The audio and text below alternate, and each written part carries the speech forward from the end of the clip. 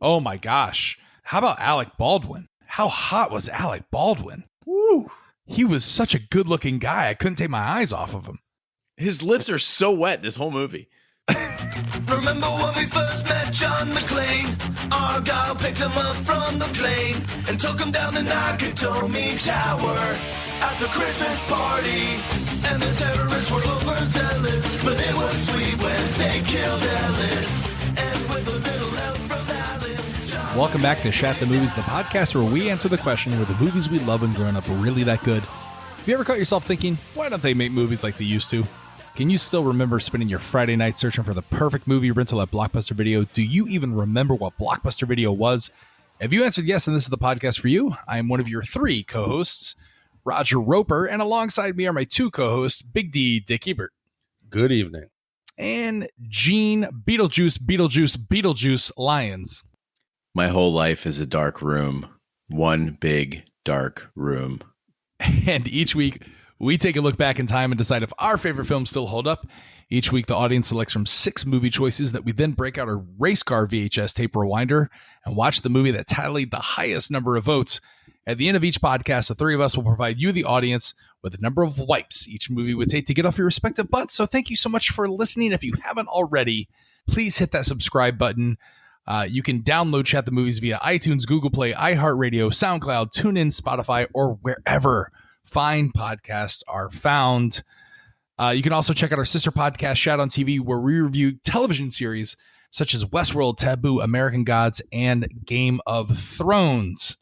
It is the final podcast episode of the Shat the Movies Halloween Spooktacular. Big D, what are we wrapping up this Halloween season with? Yeah, so this is a movie that has been recommended probably most over any.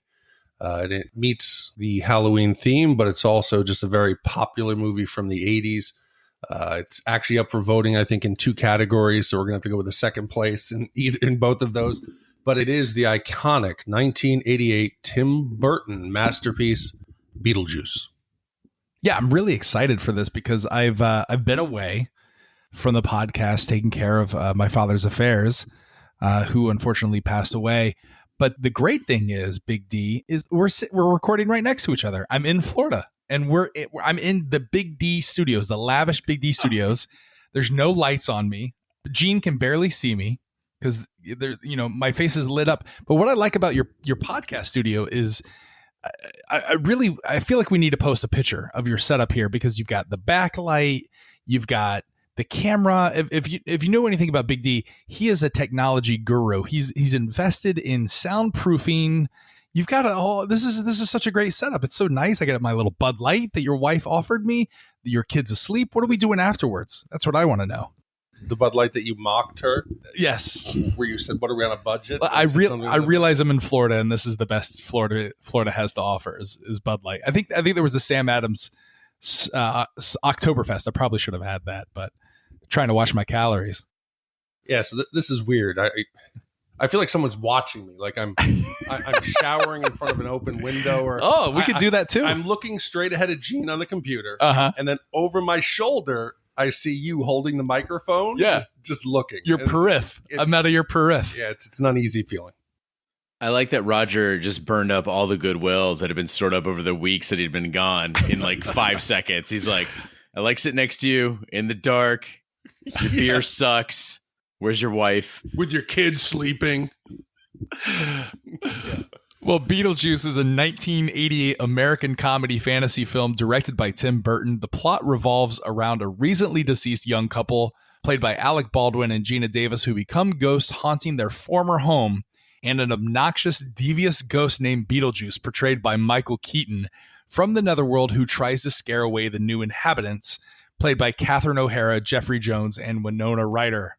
After Barbara and Adam die in a car accident, they find themselves stuck haunting their country residents, unable to leave the house. When the unbearable Deetzes and teen daughter Lydia buy the home, the Maitlands attempt to scare them away without success. Their efforts attract Beetlejuice, a rambunctious spirit whose help quickly becomes dangerous for the Maitlands and innocent Lydia. Beetlejuice was a critical and commercial success, grossing $73.7 million from a budget of just $15 million, and is the 10th highest grossing film of 1988. It won the Academy Award for Best Makeup and 3 Saturn Awards, including Best Horror Film, Best Makeup, and Best Supporting Actress for Sylvia Sidney, her final award before her death in 1999.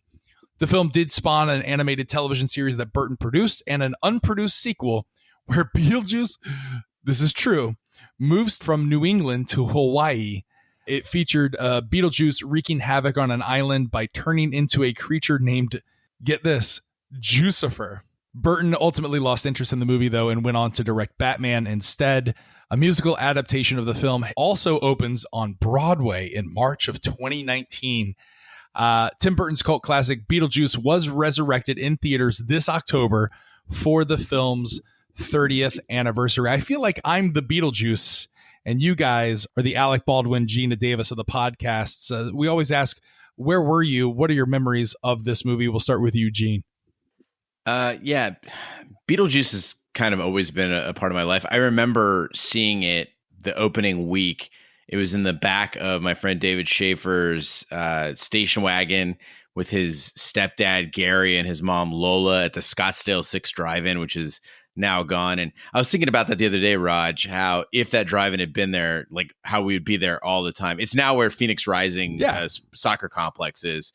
So many memories from that place. It was my first trip to the drive-in, and it was in a double feature with The Witches of Eastwick, which had actually come out like the year before. Very, very different movies. But I just remember watching this movie as an 8-year-old and seeing Lydia on screen. And I think that was the first time I ever felt that I loved a girl, and probably stuck with me for like the rest of my life. That has shaped my taste in women. Big D, where were you when you first watched Beetlejuice? I have no idea. The first time I watched this, I don't know. It feels like it's always been there. I don't remember a time before Beetlejuice. Roger, this is like our relationship. I just don't remember a time before you. That's right. That's exactly correct. I wish I had some memory of the first time. I don't. I must have liked it because he kept watching it. It's on TV, and it's completely in pop culture. I think it's in most people's subconscious. So watching it again today, though, because I haven't watched it in a couple years, it was a lot of fun to get back and watch it. Yeah, I distinctly remember watching this movie with my parents in a movie theater in Jacksonville, Florida. It has forever been one of my favorite movies. And I remember when I first got my job at Universal Studios, when they're first taking you around as a new hire at Universal Studios Florida, you tour the park. And I remember at the time, the Beetlejuice's Graveyard Review was going on. And I saw them backstage in all the makeup, and then I got to see the show. And I was just like, man, this is like my childhood all coming together in one thing. So Beetlejuice has always been a part of my childhood. I loved it. I secretly wanted to be Beetlejuice. We'll get into that during the review. And I'm sad that I never got a chance to portray Beetlejuice because they did unfortunately shut down the Beetlejuice Graveyard Review here at Universal Studios Florida. I just don't know when they're just finally going to say, you know what, fuck it. We're just going to make all of Universal Studios in Florida just a Harry Potter theme park. Like that's all it really is now. It's just Harry Potter. That's what people come here for. Why not just turn it into the Harry Potter theme park? It's because that's profitable. Yeah. Kids today don't have any idea who Beetlejuice is. So that's the problem with these millennials. So Raj, you said that you'd never portrayed Beetlejuice. You've never done a Beetlejuice costume ever in your life? I've never. I thought of that. So this is the last weekend, or this is the weekend of Halloween. And as you know, Gene, you and I have spent the last, 5 Halloweens in a row together. This is the first Halloween that we're going to be separated. And I was thinking to myself, like, what can I do in a quick Halloween get up? You know what I want to do, and I would love to do, is I want to do the Beetlejuice version when he's getting married to Lydia. I think that would be like the perfect couple costume. And it's kind of badass. It's like the red velvet, old school. Who's the other half of the couple? You would be the other half. I could dress you up in that red dress and we would go together as a couple. I don't want to make Gene jealous. That's right.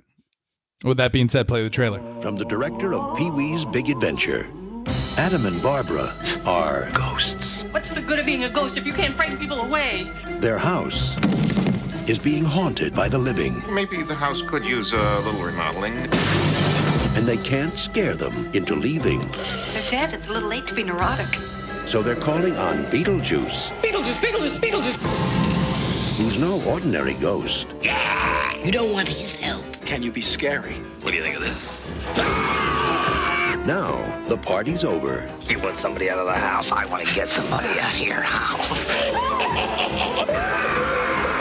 But the fun has just begun.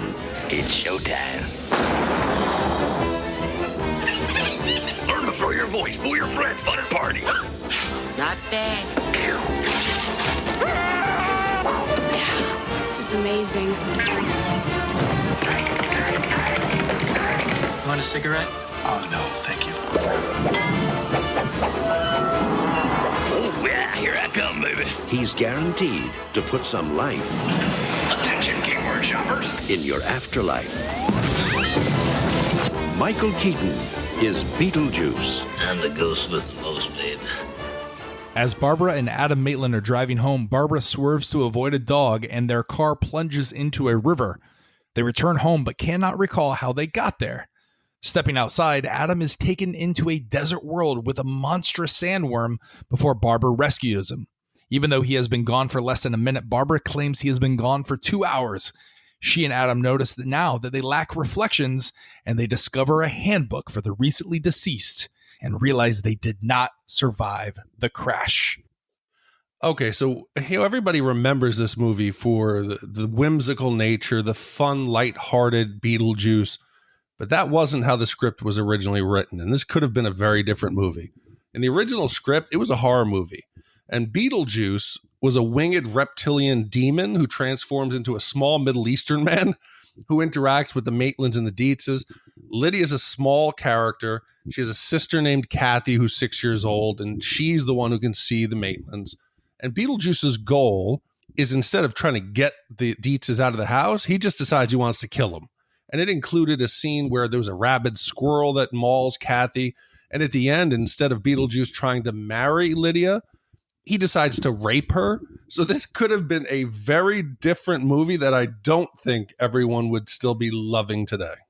It sounds like you just described like a Paranormal Activity movie crossed with instead of not seeing the ghost, the Beetlejuice would be like Watto from the Phantom Menace. He's like a winged reptilian creature. Big nose. Hey, Annie, you got to say my name 3 times. I mean, my chief complaint here is that they whitewashed yet another movie. They had to get a white actor to play a Middle Easterner. So this is a role that maybe any of my uncles could have played, and instead they got Michael Keaton. But you know, this is one of those rare times, and I think you'll very rarely hear me say this, where I'm like, I'm glad that they toned it down and made it funny, because that movie you just described, Big D, does not sound fun to watch at all. I wouldn't watch that. No, not at all. Not at all. The horror elements, because you guys now have done. And if you haven't listened to any of our Halloween or a Pet Cemetery or Friday the 13th reviews, make sure you add that to your queue and listen to those. This is definitely the most fun Halloween movie. It's like a party. Big D, I was texting you as I was watching it. I was like, this movie flies by. It's so much fun. What you described to me there, it seems like it would have been a bore or a chore. I really hope Hollywood stays away from this movie, because it quite possibly can't get any better than what it is now. If they tried to like reboot it and make it scarier, it just wouldn't work. The charm of this movie is its cartoonish nature. I mean, maybe with Jucifer, it could have gotten a little bit better. Yeah, but obviously, right. But I think one of the things I appreciate about the movie is right away, even before the action on the screen starts, you got this soundtrack that really lets you know what kind of movie you're getting into. And they make this great use of Caribbean throwback music, which seems like a really weird fit for, you know, a ghost movie or a Halloween movie. But a film this quirky, like, really makes it work. But I'm actually surprised, Gene, that you didn't put in there Danny Elfman specifically, because you hear the music right away, and it is so Tim Burton. But to me, most of Tim Burton and Danny Elfman's music sounds the same. It could be bum, bum, bum, bum, bum, bum, bum, bum, bum, and that could be the Joker coming out on Main Street in Gotham or this movie. That's because Danny Elfman does the music for almost every Tim Burton movie. No, that's what I mean, but it all sounds the same. It's because it's all Danny Elfman.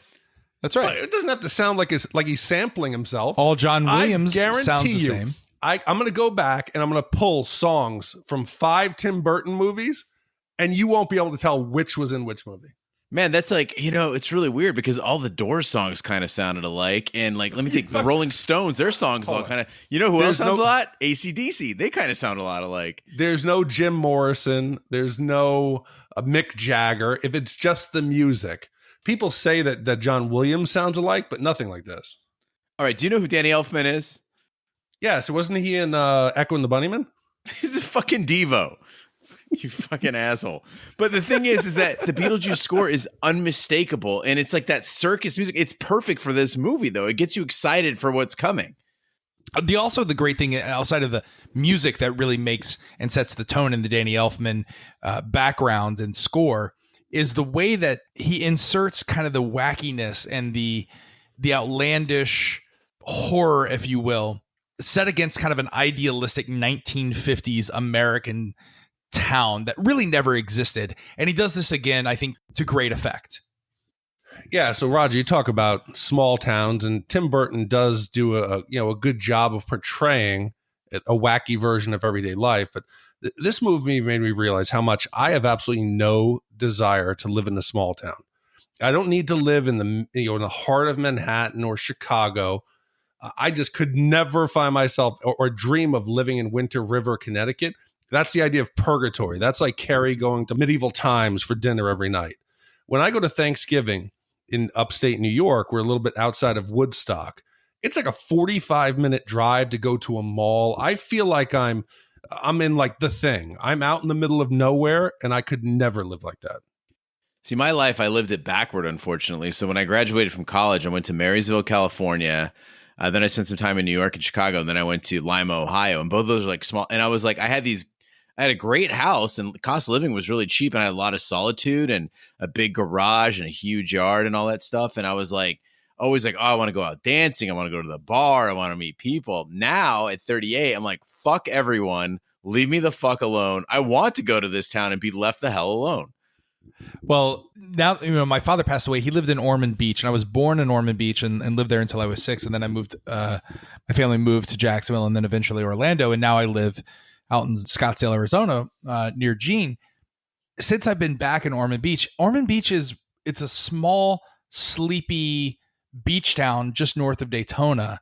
And I almost feel like, because I'm kind of making a decision whether or not to move back and move in, because I inherited Dad's house and he owned it and there's no mortgage payment and I could save a lot of money.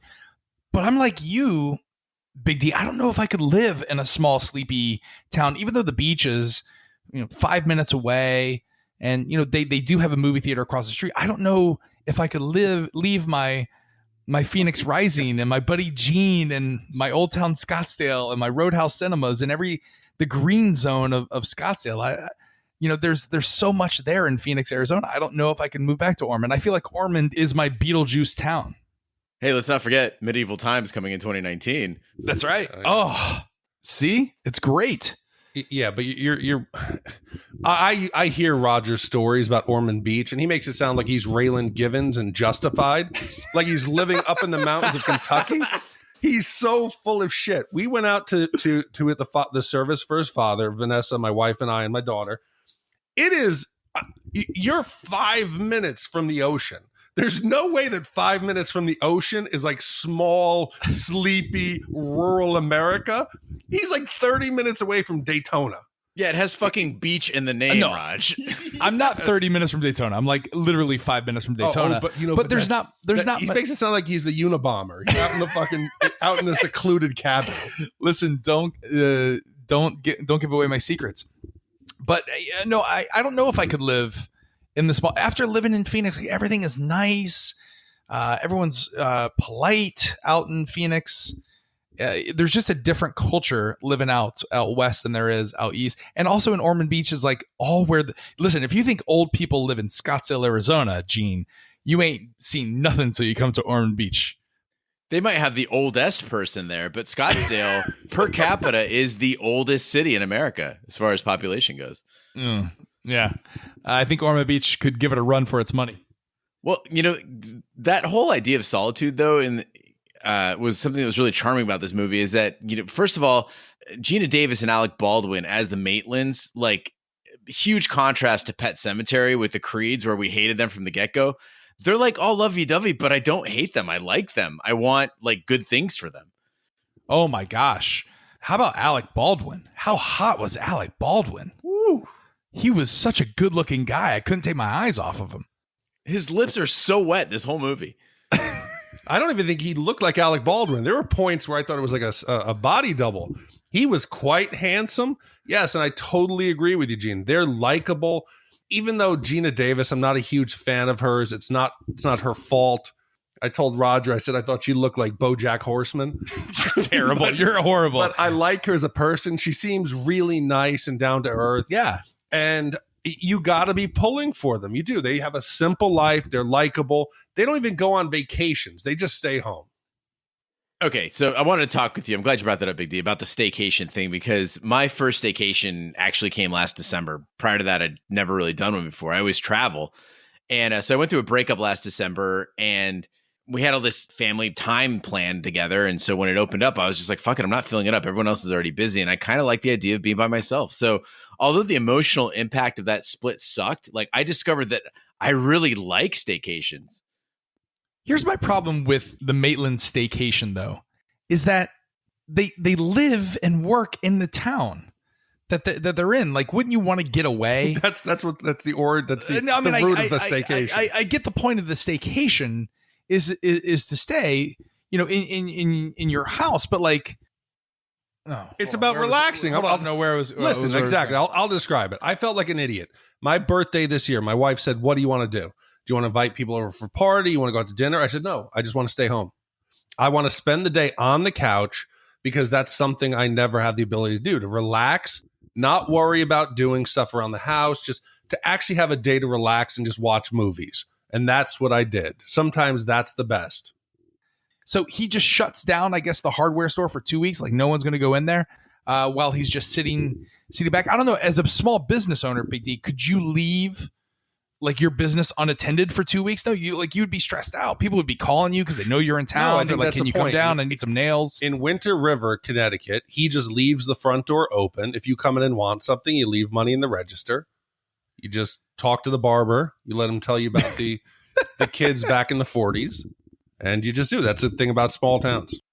Yeah, see, I'm different on my staycation. It's not about doing nothing. It's about I have really long to-do lists, and I'm just like, how many things can I knock off this thing? Organize the garage, learn to sew a patch, clean up your bikes, like little things like that. That's what's exciting to me. Are you trying to complete your Boy Scout, Eagle Scout badge? What are you trying? Sewing? Like, what are you doing? Fire starting. Exactly. It sounds like you're trying to get your merit badges. But one thing this movie is doing is it's moving fast. Like Roger said, it's an hour and 30 minutes, and it seems like it's 10 minutes. We now know the characters, and then they're dead. Yeah. And I need to talk about something here because Gene has done a good job lately about making people aware of their physical security and how to defend themselves by striking at soft tissue, like the male genitalia. Use your speed against their strength. These are all the basic principles of Krav Maga when Michael Myers is attacking you. So I'm going to give you my safety tip of the day. Your Shat safety tip of the day? My Shat safety tip of the day. And it is the 8 steps to do.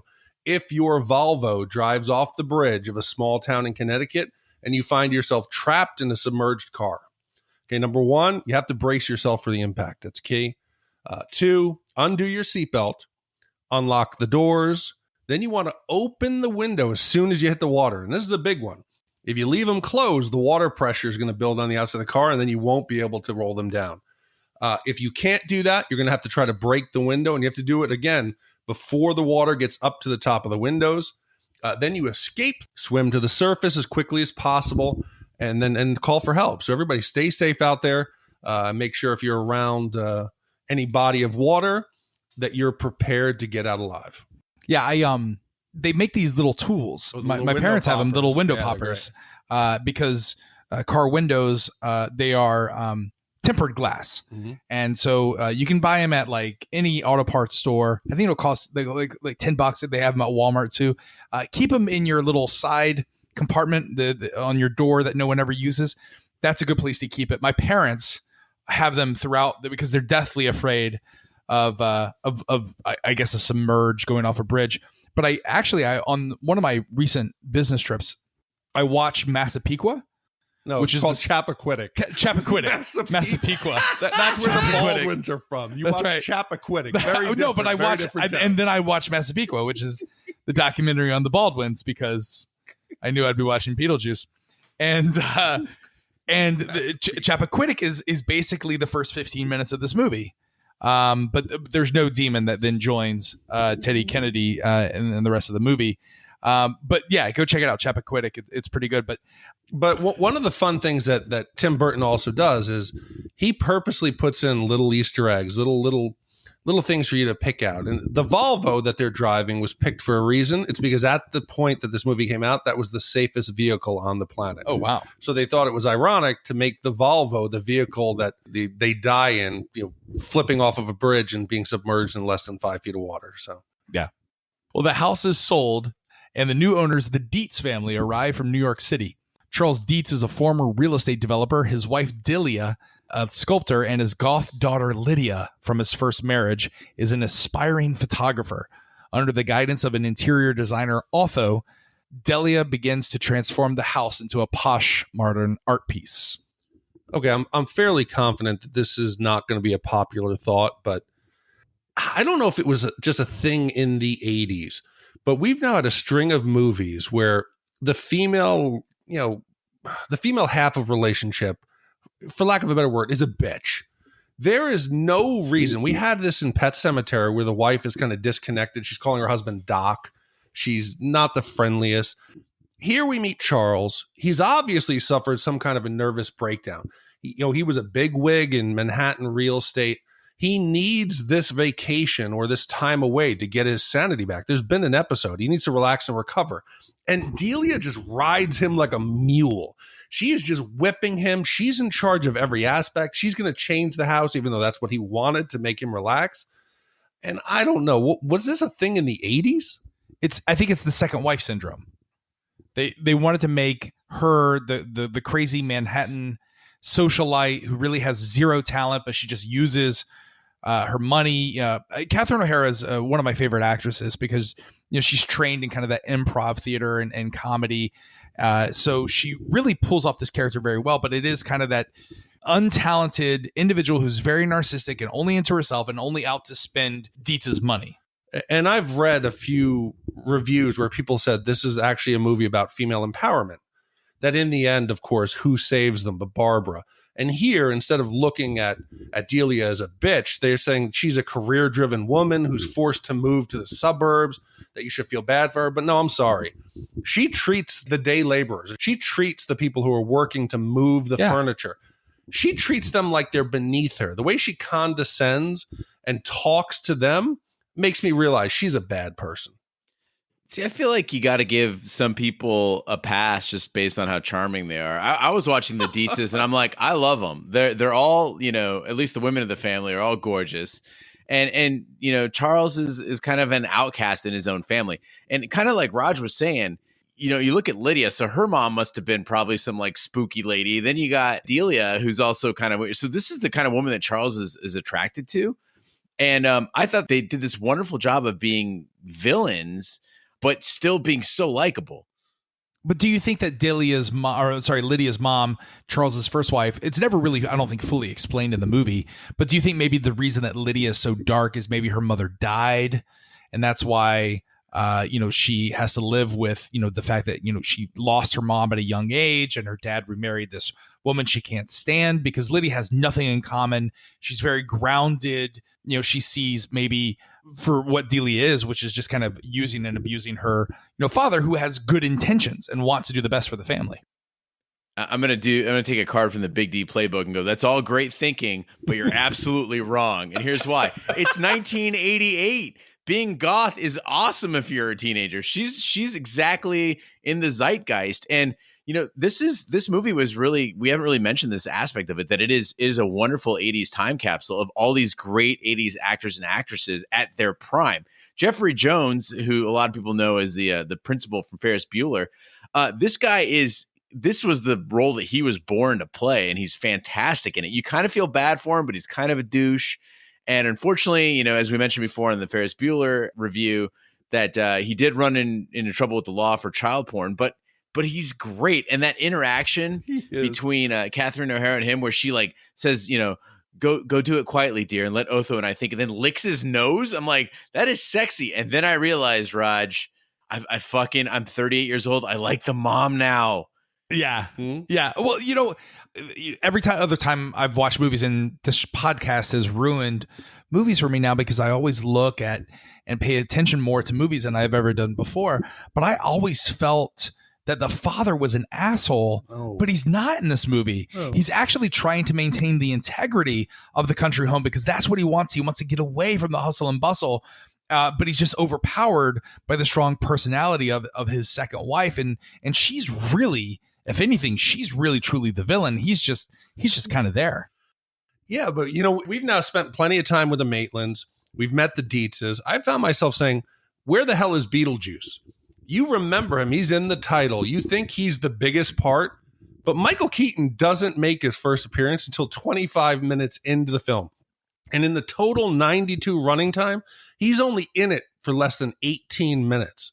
So I found myself saying, when the hell does Beetlejuice get in here? Big D, you're not that guy. What? Did you watch Friday the 13th and go, where's Jason? It's supposed to be about Jason. Now, look.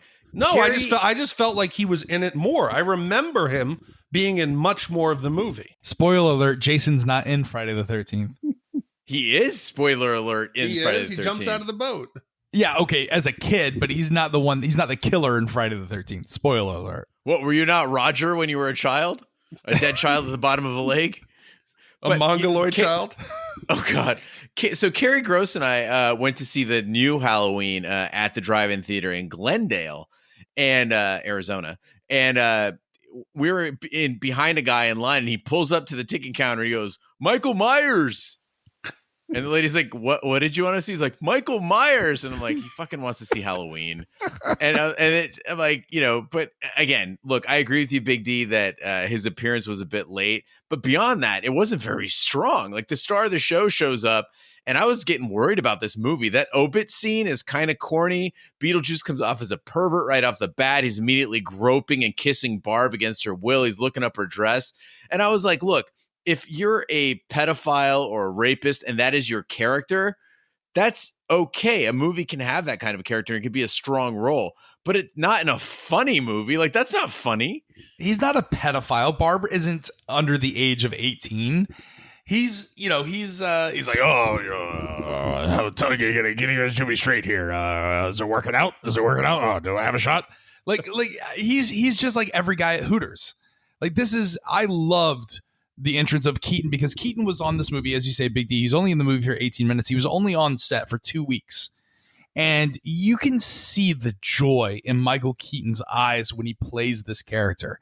He is loving every minute, because it's something radically different at this point in Michael Keaton's career than he's ever done. He gets to do these kind of things, these kind of pervy yet somehow charming things where he's like, using the stick, and he's like, kind of, I think the weirder thing is that a young Roger Roper at the ripe young age of 8 years old, I wanted to be Beetlejuice. I thought this is the way, you're gonna act like that. That's the way I wanted to talk to people, and maybe that's why I didn't get a girlfriend until late in life, is because I felt like the way that you first interacted with females was like Beetlejuice. I'm sorry, charming? What the fuck was charming about him? He's disgusting. He's reprehensible. He's horrible. Yeah, but he's a demon. This is his character. This is like, he would be of course he would be attracted later on when to distract him. They put up like a demon strip club. And he's like, oh, hey girls. He goes in there and hangs out. And then afterwards, when they go back to the model, after he spent some time there, he's just like laid out on the lawn chair like he's exhausted. Like he spent so much time with the girls. Okay, it's so great. Listen, I love it. You're both right. He can be completely reprehensible and just disgusting and awesome at the same time. In 88, listen, you're not going to take Beetlejuice home to meet your parents, but he's still funny as shit. He's inappropriate, but he is hilarious. He's the guy you want in your friend group who just like gets away with being like crazy and nasty and perverted, and the girl's still like, oh, he's so charming. I like him. Nobody says like he's charming. Beetlejuice. Yeah, I think for me, I got to be honest, he was kind of like my least favorite character in the entire movie up until he had some shining moments later in the movie. But at this point, I'm not a fan. And I'm looking at, other characters. And for me, it was about, I was surprised in this rewatch how much I liked the Deetzes. In particular, I mean, it was no surprise that I like Lydia. She's the most quotable character in this movie. She's the most interesting to me. She's got, those great lines. My whole life is a dark room. And then my favorite, I myself am strange and unusual. She's the best depiction of a goth in mainstream film I've ever seen. You look at other goths and they're always hokey, especially what's the fucking one from like NCIS? Terrible. But I love the casting in this movie. And then, of course, the icing on the cake, fucking Bob Goulet. I'm happy. Yeah, but was Lydia the first mainstream 80s goth character? I mean, all black, really deep, dark, saying things like my life is an entire dark. I thought she was a ghost when I was 8 years old. I was like, oh, she's a ghost too. She's weird. She's wacky. I'm glad you asked this question, Raj, because it gave me the opportunity to be like, hold on, let me think of all the goths I could think of in film. And there are many. But just in that era, you had Ali Sheedy in The Breakfast Club. That was, I think, 3 years earlier or 2 years earlier. She was the goth in the library, very quiet and spooky and weird, wearing all dark colors. If you go to Disney, you've got Maleficent. The Hunger, you had Bowie as although he was a vampire, so I don't know if that counts. And then, of course, what I would consider the original film goths of the modern age would be like Harold and Maude, who would just hang out at funerals. Did you just say Maleficent is a goth? Disney's Maleficent, the evil queen, in Sleeping Beauty. Oh yeah, she got a fucking dragon. She's not a goth. You see the way she dresses? She is not goth. Goth may have taken visual stylistic cues from Maleficent, but Maleficent is not goth. Oh, she's self-loathing. Isn't she the one who looks in the mirror and she says, "Am I the fairest of them all?" She's but dark as hell. Goth people don't look at themselves in the mirror and be like, yes. Oh, why am I not am I so? Oh, look at that beautiful really girl. I'm going to poison her with an apple. She's fucking goth. I want to take you guys behind the scenes and let you in on a little secret about the goth scene. So goths are notorious for showing up at the club at like midnight or like 11:30, and there's a reason for that. It's not because we're spooky and get out late. It's because you spend as much time getting dressed as you do at the club, and you're hanging out with all your friends while you're doing it. You're smoking cigarettes, you're drinking, you're doing your makeup, you're doing your hair. It's a long fucking process. And yeah, they're incredibly vain people. Vanity is a chief characteristic of the goth community. Yeah, Maleficent was a goth. The one character I couldn't stand though was the character of Otho. The big fat friend of Delia, like her Manhattanite friend. Oh, come on! Otho was great. Otho was amazing. Otho, if you like back in the day, he looked a bit ridiculous, but today he would have a reality TV show. You look at some of the shit that's on TV now, where you have like Flip or Flop, or there's $1 million listings. This guy would be on TV. What would Otho be doing? Like, what would be his? Oh, it would be like a Manhattan renovation show, or he's like a Tim Gunn on that Heidi Klum design show. He would be someone who goes in there and helps renovate these penthouses in Manhattan, and he'd be fabulous.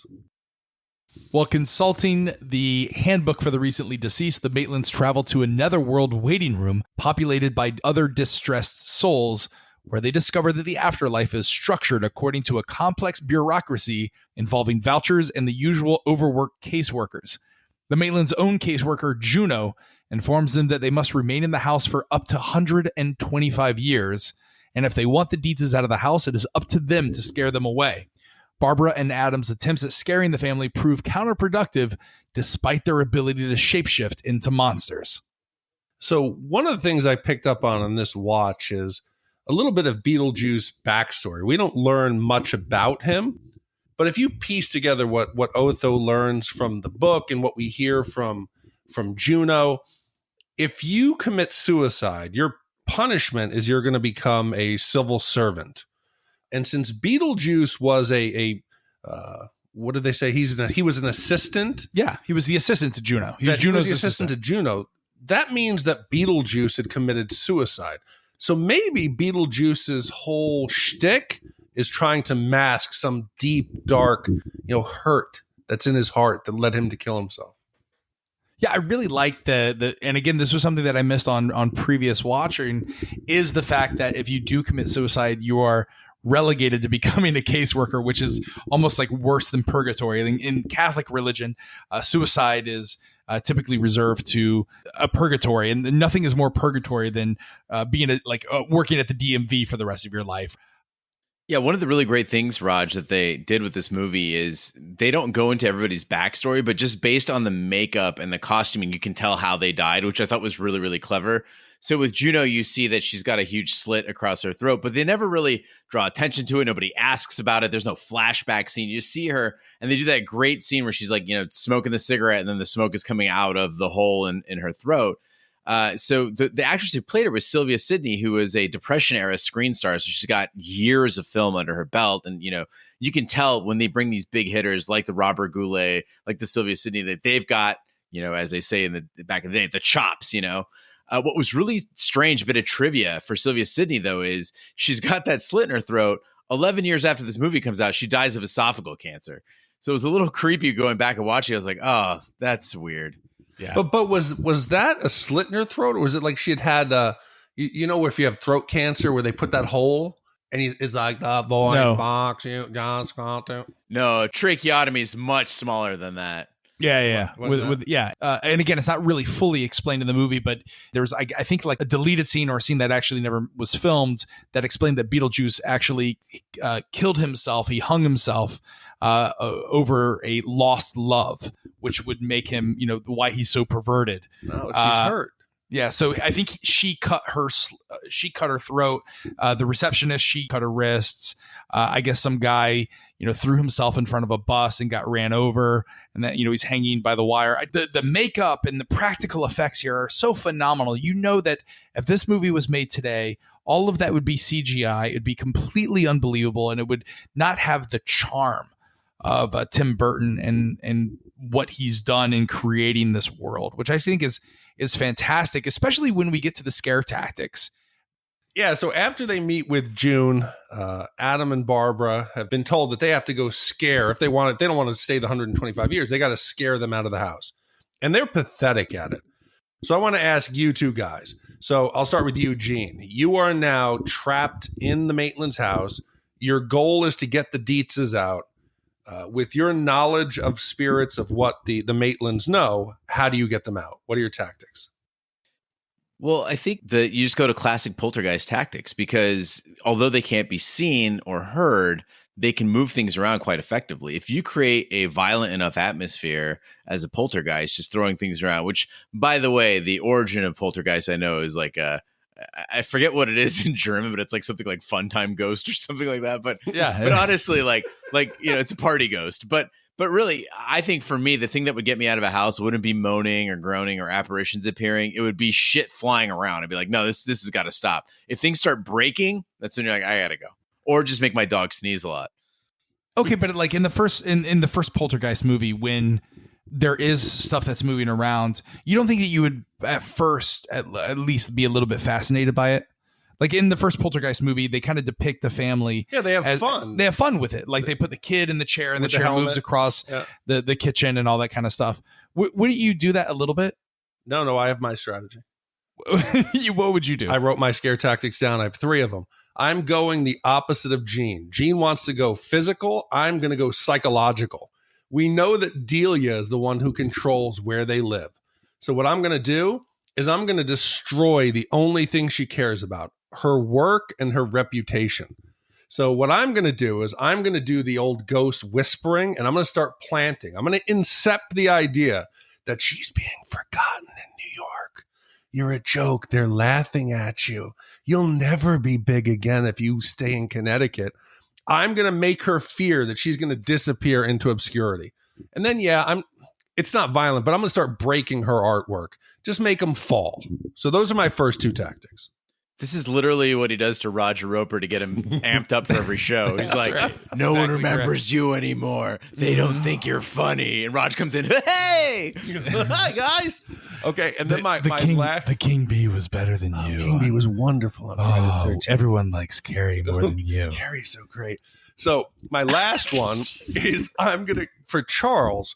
Charles is up there to get rest, to recover from his nervous breakdown. So I'm not going to let him rest. He tries to sleep. I'm going to wake him up, just tap him, whatever I can do to cause him to not be able to relax. So with those two, I think the Deetzes are out of there. I would be more like the inconvenient ghost.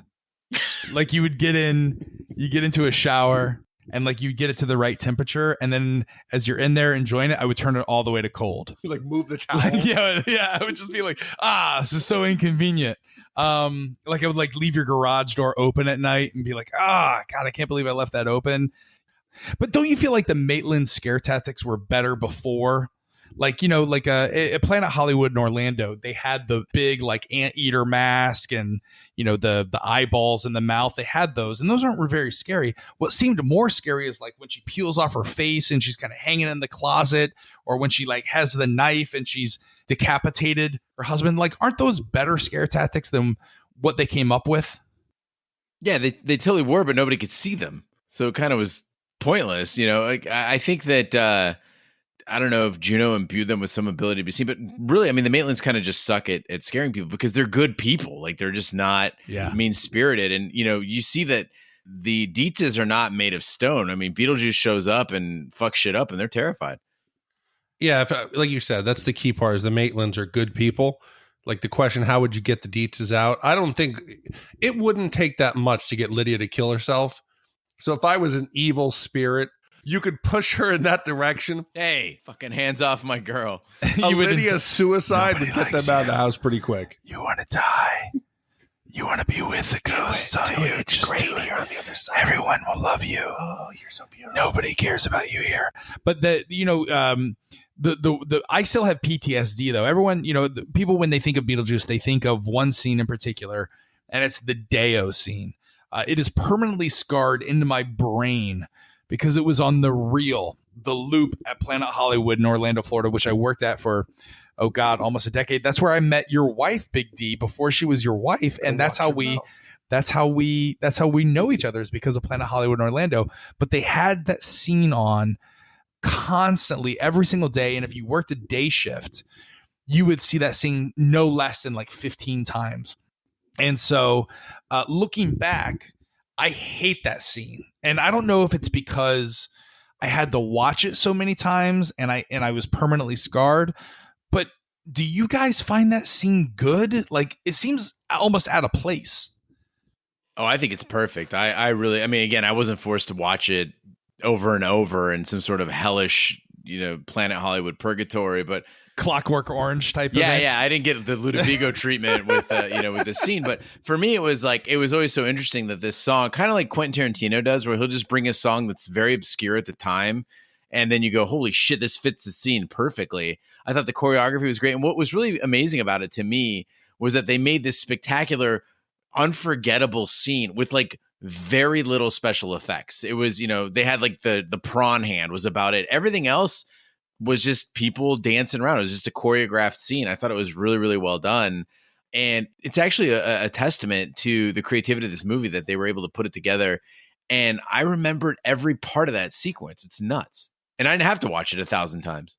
Well, you talk about looking back now at the film and look at the way that Beetlejuice was introduced, and he was being a little misogynistic and very sexist. And you were like, this isn't funny. And I don't know if it would be funny in today's world. Do you know the meaning of the Deo song? Do you know where where it's derived from, the history of that song? I do know that that it was a folk song that was gathered, that was focused on banana, picking, I guess, or banana collecting and putting on the boat. I thought it had some kind of a slave origin. Yeah, it's a slave origin. It's a Jamaican folk song. The history is thought to be that the Jamaican banana workers who were deposed by the English colonial overlords this is what they would sing. This is like their version of the American slave cotton workers, where they would sing because of their conditions were so bad.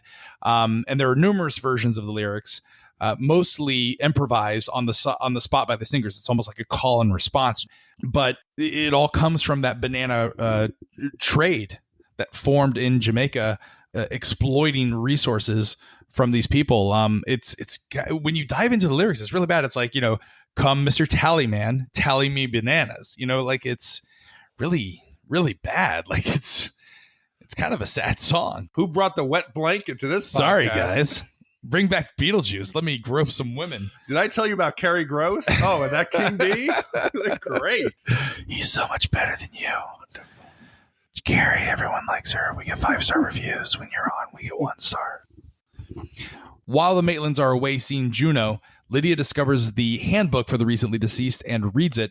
Although Adam and Barbara remain invisible to Charles and Delia, Lydia can see the ghost couple and befriends them. Against Juno's advice, the Maitlands contact the miscreant Beetlejuice, Juno's former assistant and now freelance bio-exorcist ghost, to scare away the Deetzes. However, Beetlejuice quickly offends the Maitlands with his crude, morbid demeanor, and they reconsider hiring him, although it's too late to stop him from wreaking havoc on the Deetzes. Okay, this is the part of the movie where I start thinking the Maitlands have the problem here, because they're showing, I guess we're supposed to be horrified by the changes that have been made in the house by Otho. The Maitlands should be thanking the Dietzes. The house looks great. It looks so much better with Otho's updates. And it's not like the Dietzes are trying to exorcise the Maitlands or ask them to leave or anything like that.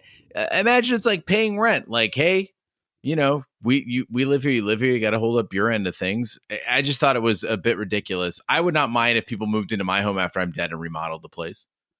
Even if you hated them? Yeah, but what's to hate? They're not so bad. Yeah, I think the problem, honestly, is that the Maitlands, they just jump to conclusions, and they don't even give it a chance. They didn't even say, hey, honey, let's sit back. We'll give them a couple weeks. We don't want to provoke them to try to exercise us. Let's just chill. But yeah, maybe the Maitlands are to blame here. They just go on the offensive right away. Okay, hold on.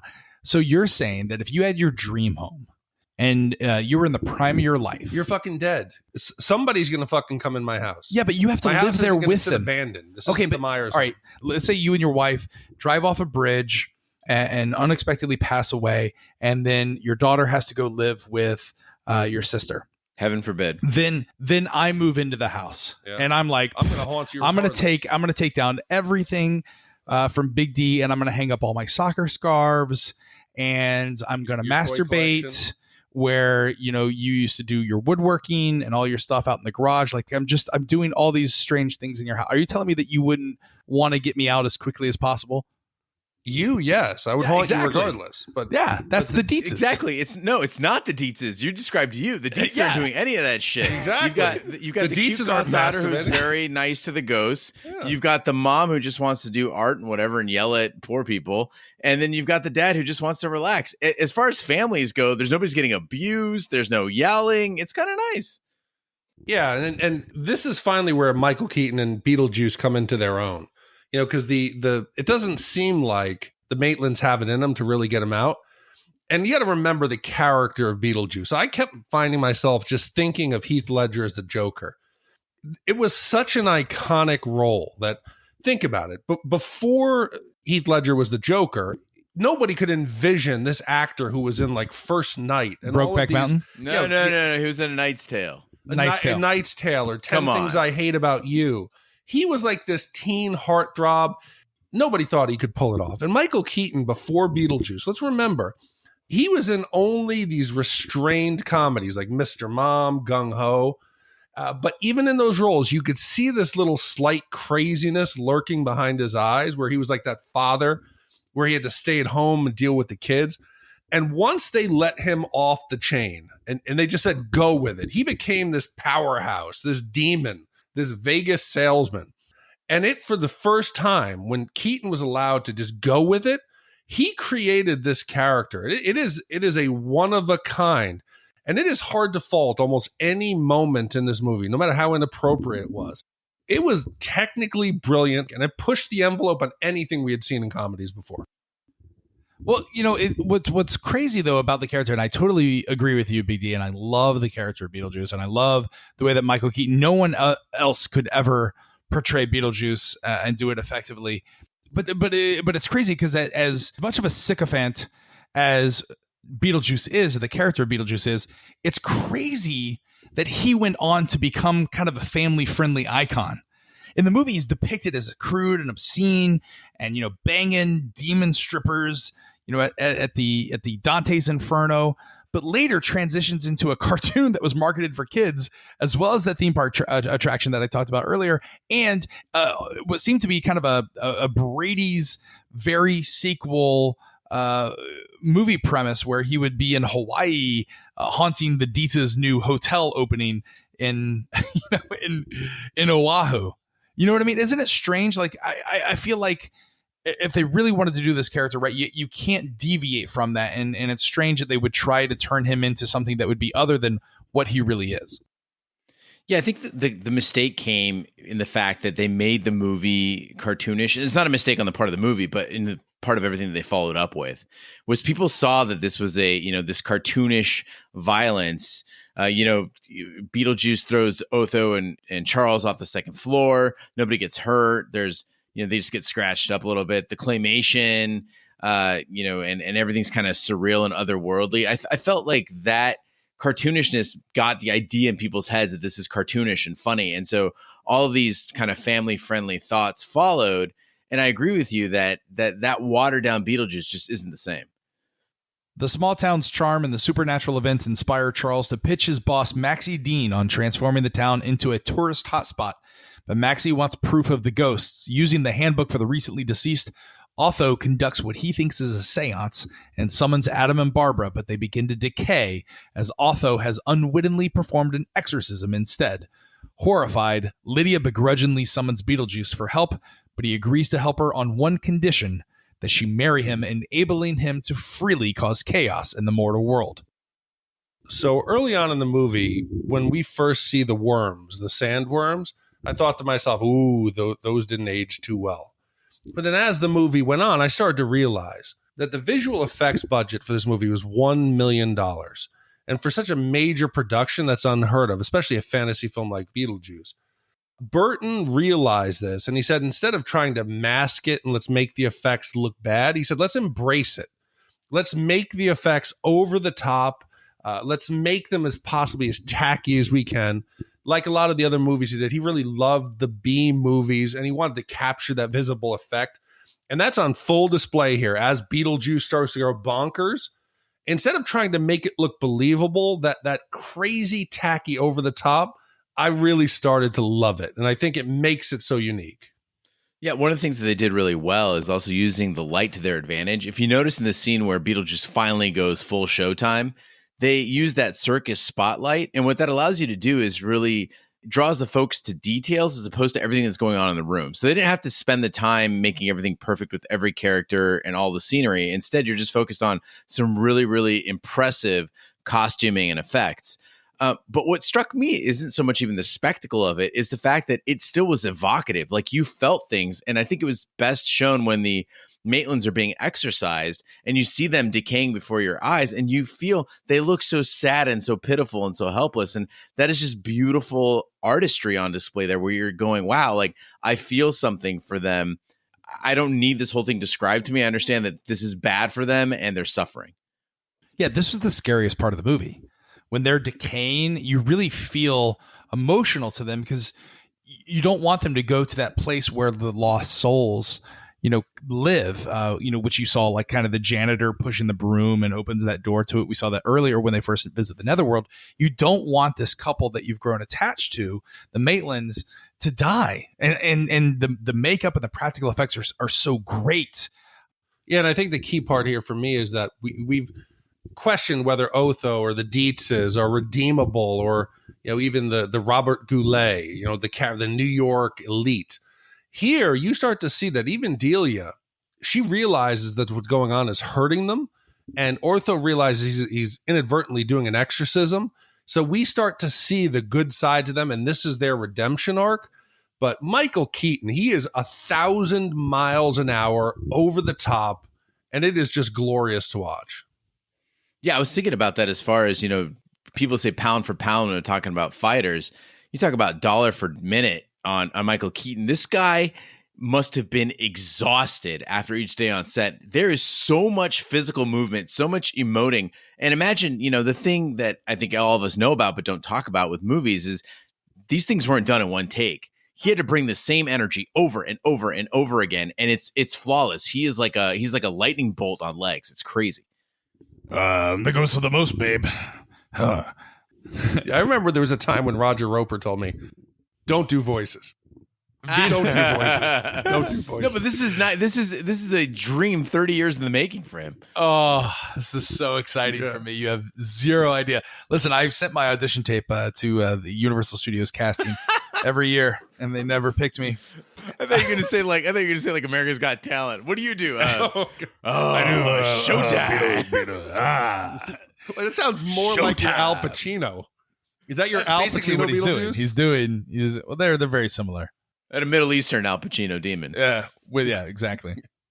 Well, Beetlejuice saves the Maitlands and disposes of Maxie, his wife, and Otho, then prepares a wedding before a ghastly minister.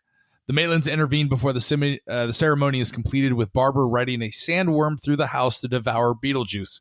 Finally, the Deetzes and Maitlands agree to live in harmony within the house, and Beetlejuice is stuck in the afterlife waiting room.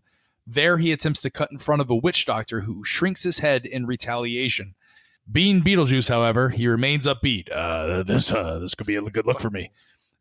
Meanwhile, Adam, Barbara, and Lydia are seen in a remodeled part of the house, dancing to Harry Belafonte's "Jump in the Line," with Lydia floating in the air to celebrate Lydia getting an A on her math test. End movie. A lot of people don't know this, but "Jump in the Line" actually has its origins in the colonization of Turkey. I don't know if you guys were aware of that. Yeah. Go on. So, unfortunately, we didn't get our rape scene of the original cast. Whoa! Wow. Wow. God, I hope that stays in. There's too much for me. But what we do get here is kind of a nice bow tie in the end of the movie. The Maitlands, who were having fertility issues in the beginning, they've become parents, surrogate parents to Lydia. It seems like the Deetzes and the Maitlands can get together and coexist. But I'm sorry. I'll deal with a lot. I'll deal with ghosts, but putting that ugly ass wallpaper up, there's no way that's happening.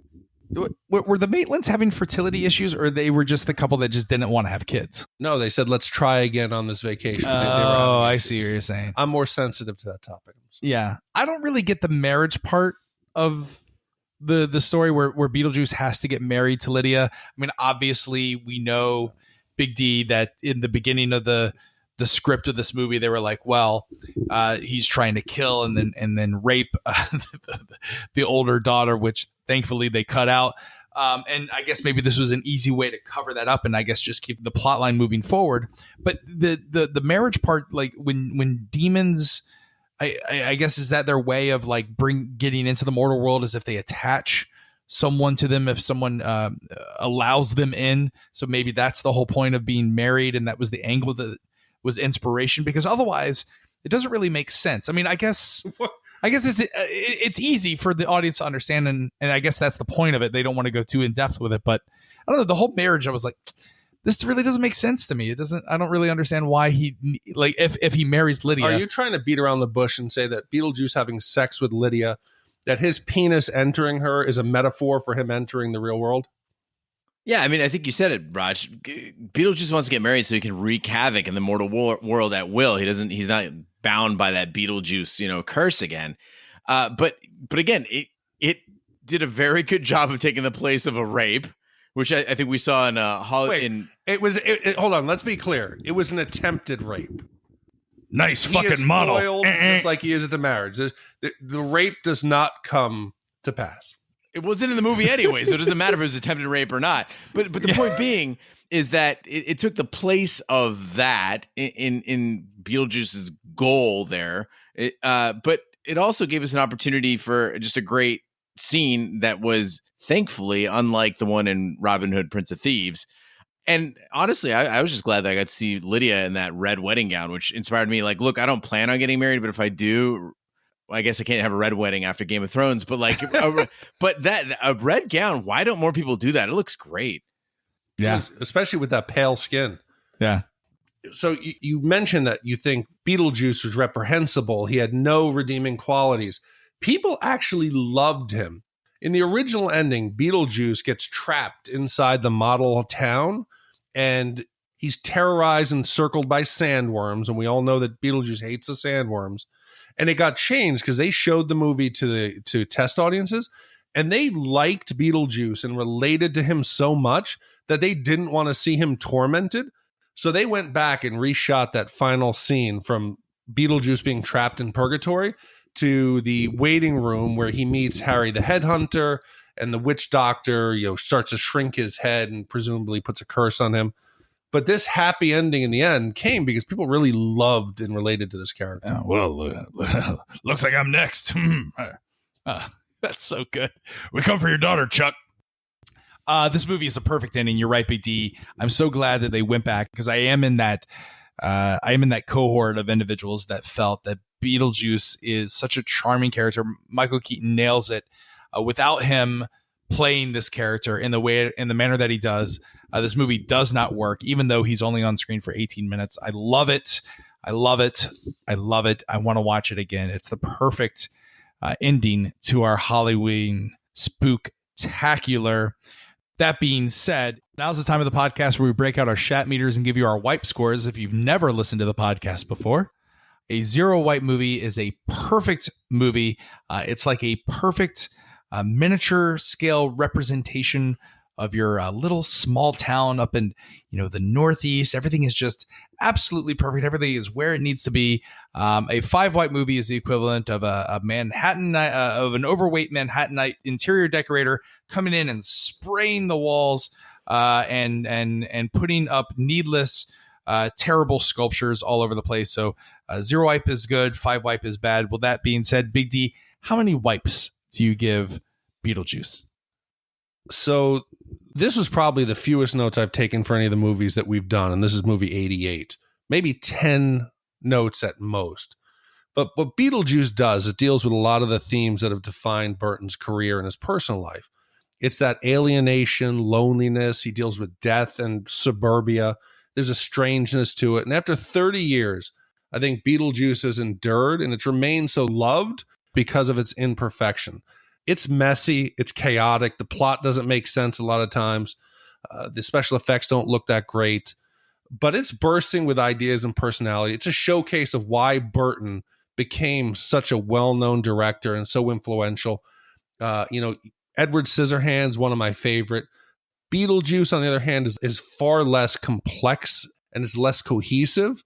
But there's a soul to it that still resonates 30 years later. And I think this movie is so unique. It's brilliant. It's strange. It's flawed. It is a 1 wipe movie. It is something that I think took a perfect storm of the talents that made it. And I don't think there's anything like it or will be anytime in the near future. 1 wipe. Gene, how many wipes? I agree with Big D that this is Burton at his best, and I'm glad that you brought up Edward Scissorhands because that is kind of the measuring stick that I would use to gauge this movie. Edward Scissorhands to me is basically a perfect movie, and Beetlejuice certainly is iconic. It is an unmistakable film, and I'm always happy when it's on at any Halloween party or even at anybody's home. If it's on the screen, I will watch it. I've seen this movie countless times. It gave me my first love in Lydia. And the creativity, I agree, is just off the charts. They've created a world here. I mean, you see any piece of anything, even in a cartoon form from Beetlejuice, it's Beetlejuice.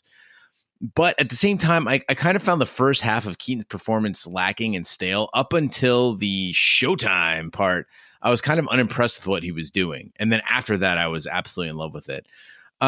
But the really weird thing about this movie is, although I'm stunned with the creativity, I love the characters, I really marvel at this entire world. I asked myself, if this is a comedy, am I really laughing? And I don't really laugh all that hard at this comedy. I kind of might smile a little bit. It's more of a smile than a laugh. And for that, I have to knock it 1 wipe. So this is a 1 wipe movie for me. Yeah. Guys, I Is Beetlejuice perfect? No.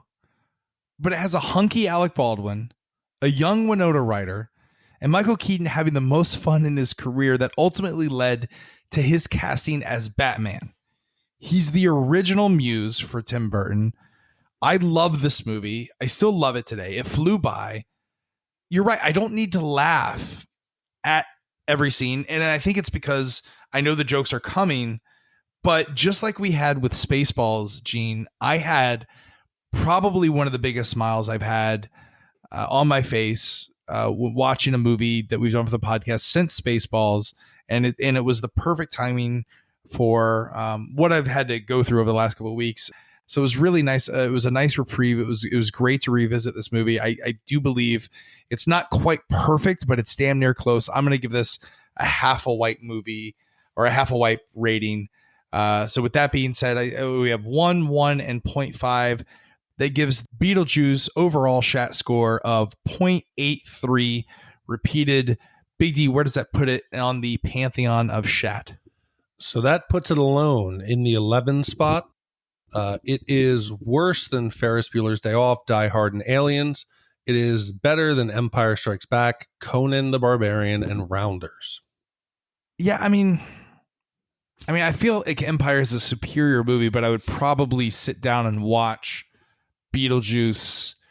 If it was on, I'd probably watch, because I know it's going to fly by fast, if that makes sense. It was enjoyable. It seems like it's high, but it was a fun time, and it was a groundbreaking movie that I think is still pretty much universally loved. Gene, you think it's where it belongs?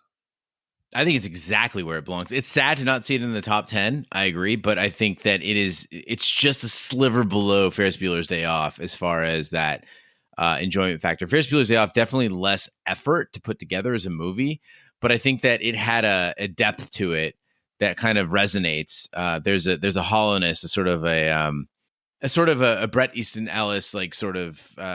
Ooh, that's a great. I really wish American Psycho is in the 90s. It was released in 2000. Yeah, it's like Ferris Bueller's Day Off is like the 80s American Psycho. Yeah. But anyway, no, I think it's in a great spot. And what's really crazy about it is I think it's the closest we've all been on a score in a very long time. With only a half a white separating all of us. Agreed. Well, now's the time of the podcast where we give our shout outs. Gene, what's a shout out? Raj, a shout out is our way of saying thank you for listening to the pod and visiting the website. If you'd like to hear your name on the podcast, go to shatthemovies.com and put your name in on any of the shout out boxes that appear throughout the website. And we will read your name on the podcast. This week's shout outs go out to Carol, aka Lunkhead, Rob Dog, Bobby M, Jimmy B from AZ, Jason, Turner, Carol the Wags Wagner, Josh Gohagan, Jason, Paul from London, Dusty, Terry, Halloween is better than a 4-white movie diss, Bonnie B, Steve Wardlaw from Land of the Scots, Chainsaw, the Prince of Karate, Antonio Escobedo, Barry Obama Esquire, Jordan M., who is a fellow former Disney POW, and Oliver. Thank you, everyone, for your shout-outs. Again, if you'd like to hear your name on the podcast, go to shatthemovies.com, put your name in the shout-out box, and we'll read it on the pod. Well, now that we're finished with the spooktacularness of Halloween, we're moving into November. Big D, what is the next movie category that we'll be reviewing? Okay, so I feel like it's the end of a long 3-day holiday weekend. We've had fun. We've had barbecues. We've been with friends we love, and we're going back to work. Because we go from 3 movies that we handpicked that we all loved to the best of Steven Seagal. And the contestants for, if there is a best of Steven Seagal, was Under Siege from 92, Hard to Kill from 1990, Above the Law 1988, Marked for Death 1990, Out for Justice 1991, and the final On Deadly Ground from 1994. Stay to the trailer and hear what Steven Seagal masterpiece will be doing next week. Nice. Thank you guys. On behalf of myself and Big D, I want to thank you for attending my father's funeral. It was really meaningful that you and the family came up. And for everyone who's reached out on Twitter, either through DM or any way like that, it's tough when you lose a parent and when you lose someone close to you. And I said this at the service. Hopefully, you and your life can go out there and build a community, whether that's your family, whether that's your friends, whether that's starting a stupid movie podcast or TV podcast. At the end of the day, you want to connect with people and have some sort of impact on their lives. And that's what my dad did. So I just want to thank everyone who reached out to me. And for those who shared your own experiences with your own loss, my heart goes out to you as well. And it's been lonely away from this, and it's been nice to get back in the saddle. But hopefully I can continue on that legacy. And if I can let you guys in, you've been with us now probably long enough that you've heard us talk for hundreds of hours. So at the service, it was beautiful. A lot of people spoke. Roger Roper did possibly the most Roger Roper thing ever. His eulogy was a PowerPoint presentation. Yes, it was good.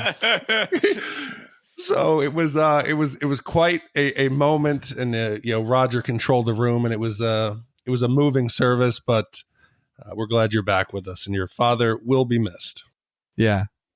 Yeah, he was much cooler than I was or could ever hope to be. So anyway, thanks everyone. Really appreciate it. Sending virtual hugs to you all. That concludes this week's episode of Shat the Movies. Be sure to follow us on social media and share with a friend. We're everywhere, including Twitter, Snapchat, and Instagram. Just search for the handle @Shat the Movies. We're also on Facebook. Just search for Shat the Movies Podcast. Our website, where you can vote on upcoming movies, is shatthemovies.com. If you want to email in your suggestions for movie categories, just email us, hosts@shatthemovies.com. If you want to fast pass into the queue, just email us and send us a donation of at least $100 or more, and we'll fast pass you up there. We're everywhere fine podcasts can be found, including iTunes, Google Play, Stitcher, YouTube. Be sure to subscribe. And if you stop by iTunes, please be sure to leave a 5-star review. That really helps the podcast grow. We also have a survey still, right, Gene? What's the survey link?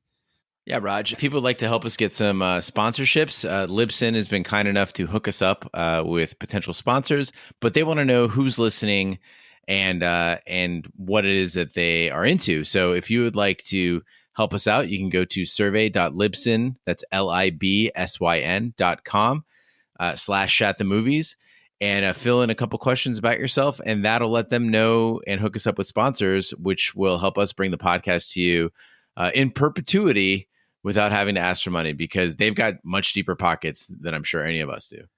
Yeah, and it's not invasive. They don't ask for, I don't think they ask for your phone number or anything like that, and they won't contact you or add you to any list. They don't sell your data. They just want to know what age range you fall into so that we can link up with the right advertisers. So please be sure to do that. You can also check out our sister podcast, Shat on TV, where we review television series such as Westworld, Taboo, and American Gods. You can check out all the information as well as back episodes on our website, shatontv.com. On behalf of my co-hosts, Big D, Dick Ebert, Gene Lyons, Carrie Gross, and the King Bee, I'm Roger Roper. Be sure to join us next week for our review of the following Steven Seagal movie. Thanks so much for listening. Take care, good night, and good luck. It was the final voyage of America's mightiest battleship. What's on this helicopter? This little sweetheart, Miss July 89. God, I love this business. I love you. The party was wild. Love you to death. They really knocked them dead. Imagine this arsenal of tactical nuclear weapons falling into the wrong hands. The Pentagon never did. 4 minutes ahead of schedule. Damn, I'm good. Now, a team of terrorists have taken over. Wake up the president. But there's just one thing they didn't count on. The cook.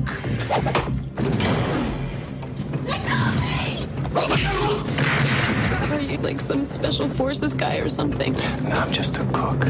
Oh my God, we're gonna die. This is not the work of a cook. I want you to coordinate your efforts with us. Yes, sir. I see that you completely disobeyed my orders. Roger that. Ryback is an ex-SEAL. Expert in martial arts, explosives, Stand back! weapons and tactics. I also cook. The Nimitz is tracking 2 Tomahawks just launched from the Missouri. Where are they headed? Honolulu. Happy trails. Steven Seagal. I know you, don't I? Tommy Lee Jones. Been a long time. I'll see you in hell, sailor boy! Under Siege.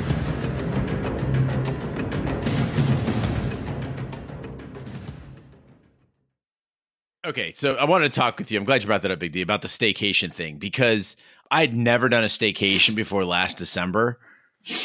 Sorry, my dog's sneezing. I'd never done I thought it was fucking like Roger. I was like, what's going on? I'd never done a staycation until last December. So I went through a breakup last December, and I had all this time. Are you okay? She doing blow off your desk? I think so. Junior, all right? So I'm glad you brought up this. Did you bury her up in the pet what's happening cemetery? here? What's going on there? Is that Gage? You okay? Okay, she's all right. So, Big D, I'm glad you brought up the staycation thing because, dude, The hell is she? what are you doing? What's wrong with you? She got into your stash. I think so. You done? Are we good? Okay. Get out of here.